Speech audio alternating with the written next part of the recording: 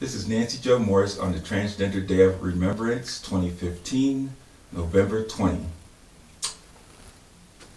The scripture I have chosen to bring to you today says the following. How are the mighty fallen in the midst of the battle? O Jonathan, thou wast slain in thy high places. That's taken from 2 Samuel chapter 1, verse 25. And what is the sacred text talking about? And what does it mean to us today?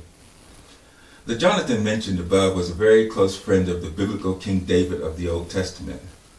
In the very next verse, which is number 26c, we see where David says of him, "Thy love to me was wonderful, surpassing the love of women," which leads many in the LGBT community to believe that these two men must have been gay.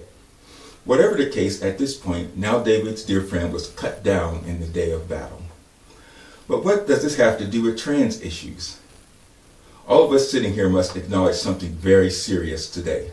We too are in the midst of a battle, a cultural revolution. The trans community, like it or not, finds itself right now at the very vanguard and spearhead of the delta force of major change in the United States as well as throughout the entire world. But even as we stand poised at the epicenter of high visibility in this society, with celebrities like Caitlyn Jenner stepping out of basement closets, as it were, there are many who oppose our very existence. They resist the changes that our lives compel society to bring forth. They seek to crush any efforts that we make in the name of equal rights, civil rights, and even basic human rights.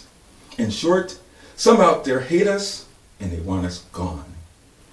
And that's why we are taking a stand here today, because identity is a non-negotiable item.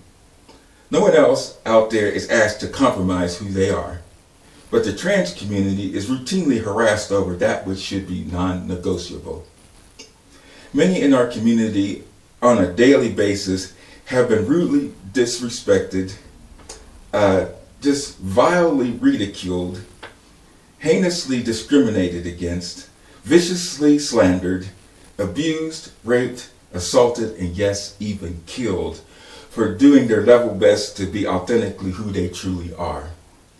It is these mighty who have fallen in the midst of the battle, the very struggle just to live their lives. It is these who were slain in the high places, right in the very prime of their lives they were cut down. And it is these whom we solemnly and respectfully honor upon this day, November 20, 2015, upon the Transgender Day of Remembrance. How many do we even know of whose lives were violently taken from them since this time last year? There are 27 specifically in the United States that we know of who were killed, and some lists say even 28.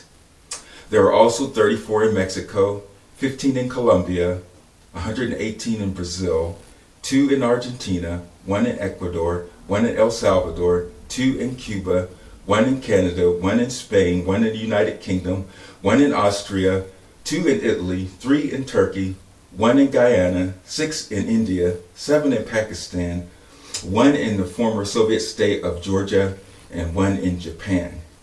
In total, at least 197 trans persons, mostly trans women, were brutally and savagely murdered over the past 12 months. We also include, in addition to this, some 29 individuals who ended their lives by suicide over the past year due to the unconscionable oppressions that they faced while they walked in the land of the living. Again, it is these fallen that we collectively honor tonight, whose names we lift up, whose lives we celebrate, and whose memories we commemorate. May they never be forgotten. This is Nancy Jo Morris once again on the Transgender Day of Remembrance, November 20, 2015.